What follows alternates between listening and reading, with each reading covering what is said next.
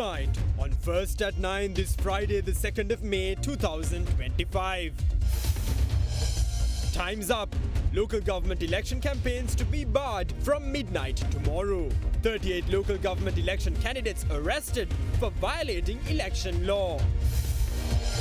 Tall tales. New lies to claim local government power by the NPP, asserts opposition leader Sajith Premadasa. Criticizes the government for failing to provide relief as promised. Time to shine. Sarvajana Bale, the only party with a clear vision, claims leader Dilith Jayavira. Further asserts that the time is right for Sarvajana Bale to implement its programs at the grassroots level. The Inquisition. 3-member committee appointed to probe the suicide of a second-year student of the University of Sabaragamuwa. Cinec Campus Open Day. May masa 3 වෙනි දින උදෑසන 9 සිට Cinec Campus පරිශ්‍රයේදී. This is Derana First at 9. Live from Studio 24 in Colombo. Good evening and welcome to Derana First at 9. I'm Aditya Singha joining you live with the latest in Sri Lanka and around the world.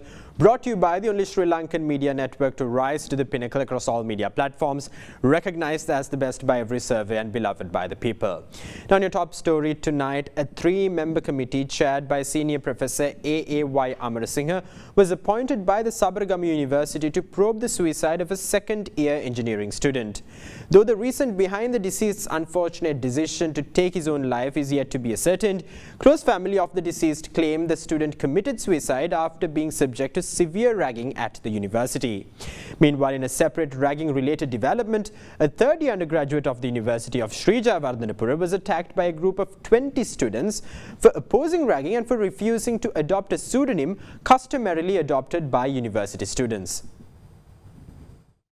A second-year student of the Department of Engineering Technology at the Sabaragamuwa University committed suicide on the 29th of April. The unfortunate death has prompted outrage, with reports indicating that the death was a result of ragging at the university. The final rites of the 23-year-old student were conducted last evening. A note written by the deceased reveals that this unfortunate decision was taken as the deceased was suffering from depression at the time. However, relatives and friends of the deceased claim that he took his own life after being subject to overwhelming acts of ragging at the Sabaragamuwa University.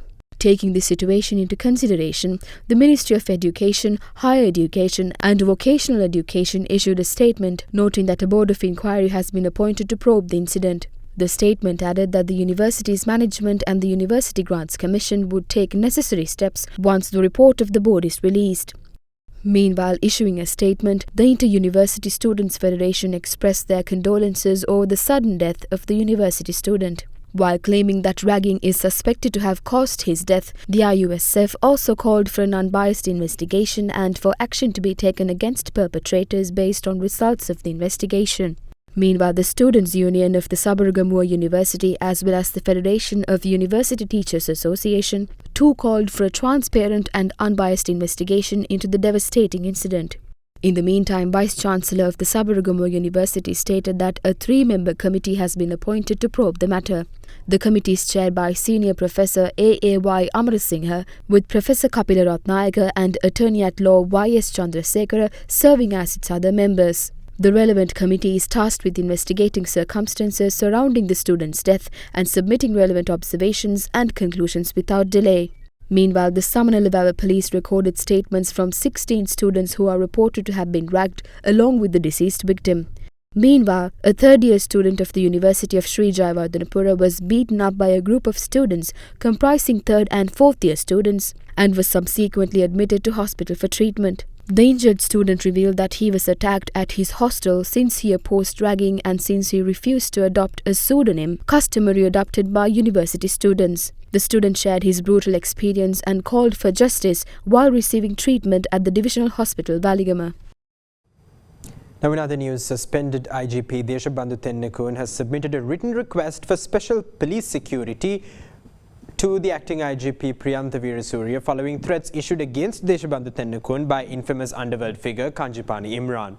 Meanwhile, the Criminal Investigation Department stated that an investigation has been launched into the alleged death threats. The CID also obtained permission from the Fort Magistrate to record statements from 2 suspects detained in the Busa High Security Prison. The Matra Magistrates Court issued warrants for the arrest of suspended IGP Deshabandhu Tennakone on the 27th of February. The warrant was issued over Deshabandhu Tennakone's alleged connection to a shooting which occurred in 2023 near the W15 hotel premises in Waligama. Despite the warrant outstanding against him, IGP Deshabandhu Tennakone evaded arrest for several days, during which time the special security escort given to him was withdrawn by police. While the authorities have rolled back the special security granted to the now suspended IGP, the Sri Lanka police have uncovered threats issued against Deshabandhu Tennakone by infamous underworld Don Kanchipani Imran. Considering the circumstances, Deshabandhu Tennakone has officially requested police protection. Accordingly, a written request seeking such protection has been submitted by Tennakone to Acting Inspector General of the Police, Priyantha Veerasurya. Against this backdrop, the Criminal Investigation Department informed the Colombo Fort Magistrates Court today that an investigation has been launched into alleged death threats issued by underworld elements against suspended IGP Deshabandhu Tennakone. Making further submissions in the Magistrates Court, the CID sought permission to record statements from the two suspects detained in the Busa High Security Prison over the investigation. In the meantime, when contacted by Derana, Minister of Public Security Ananda Vijaypala stated that the police will probe into the alleged death threats against IGP Tennakone. He further added that measures will be taken to provide security to the suspended IGP if such measures are advised at the conclusion of the investigation.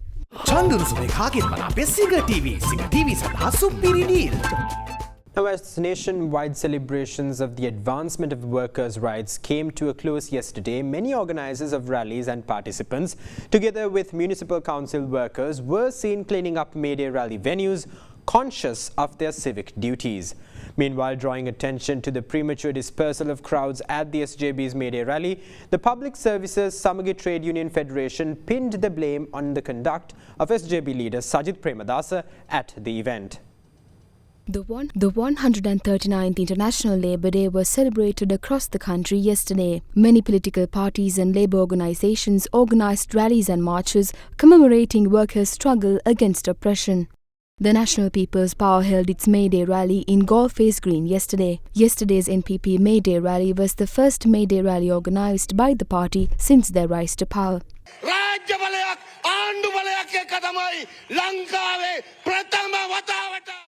As the curtains drew on the rally, participants were seen cleaning up the Galface Green.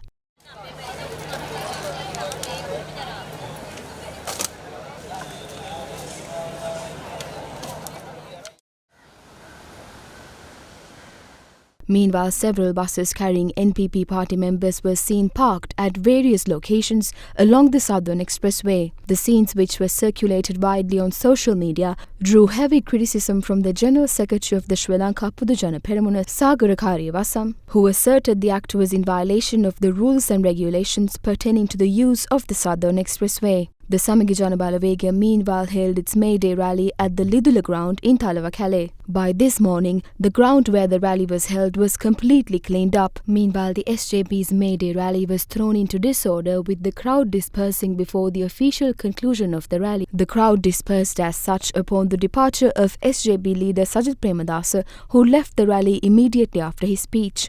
While highlighting that the rally itself was a success, Ananda Palita, the convener of the Public Services Samagi Trade Union Federation, criticised the opposition leaders' actions during the rally. The Sri Lanka Podujana Peramuna held its May Day rally in Nugegoda. The venue, which accommodated a large crowd, was seen cleaned up today. In stark contrast, the Lalit Tatulat Mudali ground in Kirulapana, which was the venue of the Frontline Socialist Party's May Day rally, was seen to be heavily polluted. Now, opposition leader Sajith Premadasa criticizes the government of its incapability of providing the relief promised, despite wielding powerful public offices and two-thirds in parliament. Addressing a public meeting, the opposition leader asserted that the SJP will secure the overwhelming majority of local government councils at the polls to be held on the 6th of this month. A public meeting organised by the Samagi Jana Balawega in view of the impending local government elections was held today in Galigamuwa under the patronage of party leader Sajith Premadasa. The government lied tremendously to secure victory at the presidential and parliamentary polls. They promised to bring about a thriving nation, a beautiful life, if the country was handed over to Anura auspiciously. To win over the local government councils, the incumbent government seems to be perpetuating another set of lies. The government now intends to cut off the fertilizer subsidy offered to farmers by renaming it as a cultivation subsidy. The president could have already implemented these concessions if he had proposed them when the budget was being drafted. He could have consequently allocated funds for these projects. They have presidential authority and two-thirds majority in parliament to approve such proposals. We will do what the government cannot after we secure victory in the overwhelming majority of local government councils.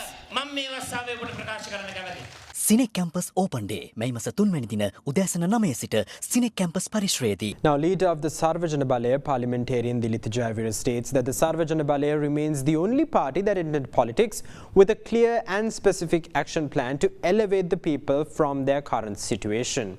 He stressed that the party now has the opportunity to implement the program at the grassroots level. Parliamentarian Dilith Jayavira made remarks during a public meeting in Rambava today.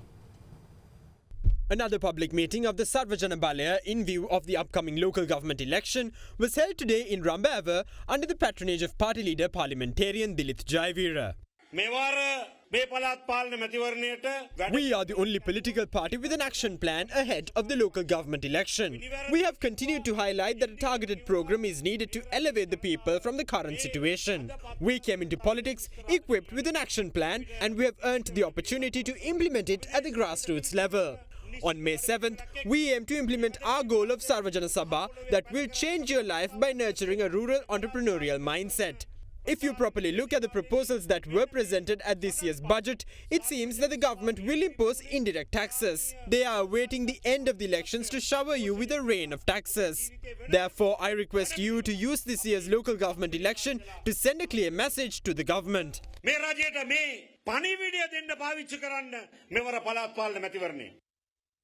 Now, President Anurakumara Dissanayake is scheduled to embark on an official state visit to Vietnam on May 4th at the invitation of the Vietnamese president. During his visit, President Dissanayake is expected to attend the 20th United Nations Day of Vesak ceremony as the chief guest. This visit will mark 55 years of diplomatic ties between the two nations. Issuing a statement today, the Ministry of Foreign Affairs announced that President Anurakumara Dissanayake is set to embark on a state visit to the Socialist Republic of Vietnam from May 4th to 6th. According to the statement, Foreign Minister Vijitha Herath will accompany President Dissanayake on his state visit. The visit marks the president's fourth state visit abroad and is expected to strengthen ties between Sri Lanka and Vietnam as both nations celebrate 55 years of diplomatic relations in 2025. President Anura Dissanayake is scheduled to meet with both the President and Prime Minister of Vietnam for discussions. The Sri Lankan head of state will also meet with senior Vietnamese dignitaries, including the General Secretary of the Communist Party. The statement added that the Sri Lankan is to attend the 20th United Nations Day of Vesak ceremony in Ho Chi Minh City on May 6th, where he will attend as chief guest and deliver a keynote address. During his state visit, Sri Lanka and Vietnam are to ink a number of MOUs. Now here's a look at more views expressed by politicians across the aisle regarding the upcoming local government elections. Our leader is very fortunate. He was elected president by a mere 134 votes, when ordinarily a person requires about 6.9 million votes to become president. After being voted into office, he took care of the 22 million people stranded on the streets, addressed their needs and sent them on their way home. What did the people do? They sent our leader home. Now the UNP doesn't even have a single seat in parliament. This is my political reading. By the next Sinhala Tamil New Year, the 10th executive president will also be from the UNP. You don't need to be doubtful. Some said queues will be back. They said gas cylinders will explode and that the dollar will hit 400 rupees. They said many such things. Now the same people are making preparations to assume the presidency by December this year. A certain someone said that he will become the president by April. Let them say such things out of desperation. Let's let them dream. We don't need to panic.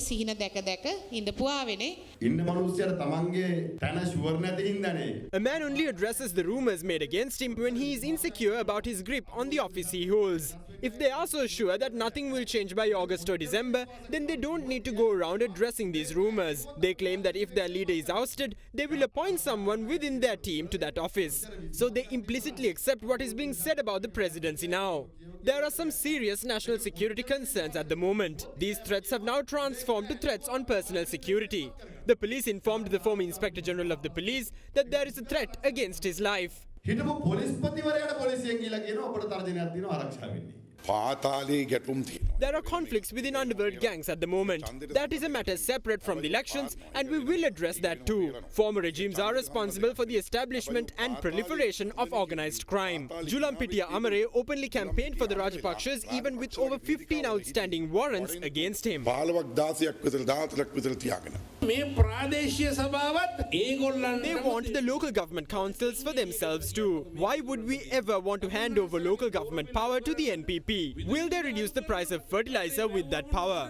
Will they reduce electricity tariffs? Will they develop Sri Lanka's irrigation network? Will they increase employment? They don't need local government councils to do any of that. If they are so incapable even with the officers of the president and the prime minister, how can they do anything with the local government councils behind their backs? This is an utter lie. Senivratna was once the Minister of Sugar Industries. When he switched his political affiliation and sided with former President Mahinda Rajapaksa, Senivratna was given the Ministry of Sugar Industries. Let's look at the Samagi Janabalavegia for a moment. Ironically, there is no unity there. Some are with Sajid Premadasa, the others are against him. We must secure a resounding victory at this election. We must win and obliterate the opposition.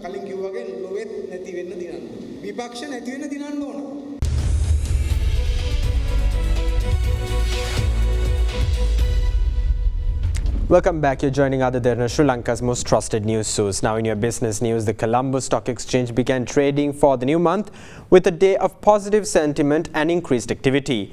The benchmark ASPI closed 52 points up at 15,852, reflecting a 0.33% surge. PABC, CT Holdings, DFCC, Melster Corp and NTB emerged as the top positive contributors to the index. Retail investors showed a modest uptick in activity compared to the previous session, while high net worth participation saw a notable surge, significantly boosting turnover, driven primarily by crossings in CT Holdings and Cargills, which together accounted for 68.4% of total turnover. Meanwhile, construction sector counters such as Axis, JAT and ACL saw renewed investor interest with a slight moderation in March construction PMI, which signals growth. The banking sector saw positive sentiment with PABC lendings leading the way with good quarterly results. Turnover surged to 5.9 billion rupees, reflecting a 132.3% increase from the monthly average of 2.5 billion. The food retailing sector led today's turnover with 68% share, followed by the banking and food and beverage and tobacco sectors jointly accounting for 16%. Foreign investors remained net sellers with net outflow of 87.1 million rupees.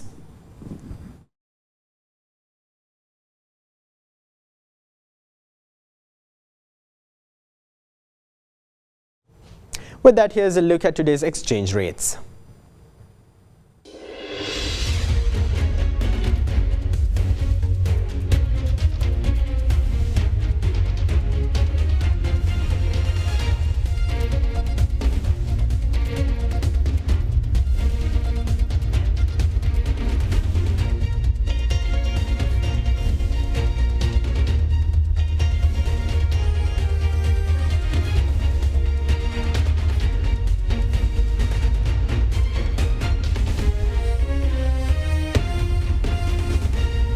Welcome back. You're joining Ada Derana, Sri Lanka's most trusted news source. Now in more local news, the People's Action for Free and Fair Elections urged those eligible to vote during the upcoming local government election to exercise their right of franchise, stating that the public often disregard voting during the local government elections compared to the presidential and parliamentary elections. Meanwhile, the Sri Lanka police revealed that 38 candidates expecting to contest the upcoming local government election have been apprehended during the time period spanning from the 3rd of March to this morning. polls for the local government election is scheduled to be held on the 6th of May across 339 local government institutes. Police revealed that 25 complaints related to violations of election law have been lodged during the 24-hour period, spanning from 6 a.m. yesterday to 6 a.m. today. An election campaign office of the independent Group 2 contesting under the lantern sign for the Bentota Local Government Council was attacked by a group of unidentified individuals last night.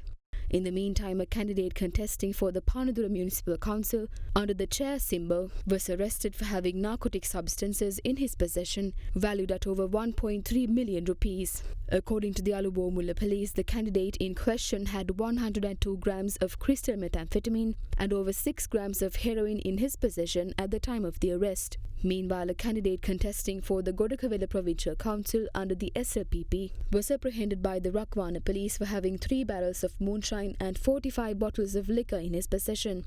The police further revealed that 38 candidates expecting to contest the upcoming local government election have been arrested between the 3rd of March to this morning. Local government elections campaign period going to end by tomorrow. We wish to appeal all the political parties and the candidates across the country not to do any kind of campaign during this cooling period. Cooling period has given for the citizens to decide their candidate without having any political pressures, and also we wish to appeal all the voters to seriously consider to exercise their voting right on upcoming local election, because we learned that some citizens are not serious about their voting right on the local elections, not like in the parliamentary and the presidential elections. The local authorities can make big difference in the local authorities area.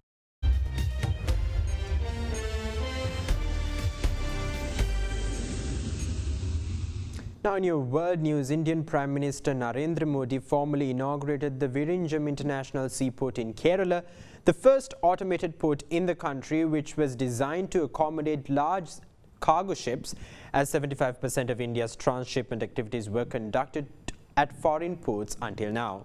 The port was built by the Adani Ports and Special Economic Zone Limited in partnership with the Indian government. Indian Prime Minister Narendra Modi formally inaugurated the Vizhinjam International Seaport in Kerala today, marking a major step in putting the southern state on the global maritime map. Located in Thiruvananthapuram, the deep sea port is expected to significantly boost India's presence in global shipping and trade routes. The port has been built by Adani Ports and Special Economic Zone Limited in partnership with the government under a public-private model. Addressing the inauguration event, Indian Prime Minister Narendra Modi noted that the port is designed to accommodate large cargo ships, addressing a critical need as 75% of India's transshipment activities were conducted at foreign ports, resulting in significant revenue losses for the country until now. हमारे port global standard पर upgrade हुए हैं, बल्कि वो future ready भी बने. With its commissioning, Vizhinjam positions India as a new maritime gateway in South Asia, expected to rival major ports like Colombo and Dubai. It is also the first semi-automated port in the country and is equipped with an AI-powered vessel traffic management system. Situated just 10 nautical miles from key international shipping routes, it is ideally located for connecting east and west maritime trade. Vizhinjam Port has been identified as a key priority project that will contribute to strengthening India's position in global trade,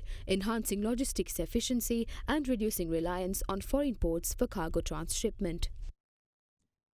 Now halfway across the world, 10 people have been killed and more than 30 injured after a bus hit several vehicles at the toll gate on one of the busiest highways in northern Philippines, the Subic-Clark-Talak Expressway, yesterday. The accident that killed 4 children happened while families were traveling for Labor Day and was caused by the bus driver falling asleep at the wheel. Philippine Red Cross stated that the accident also involved 3 sports utility vehicles and 1 container truck. The Department of Transportation ordered the suspension of Solid North Bus, a major bus operator in the region, and the company that owned the vehicle involved in the crash. The Philippine Secretary to Transport, Vincent de Jong, is set to meet representatives from nearly 30 bus companies tomorrow following the recent accident. That's all the news we have for you tonight. Thank you. Have a great night.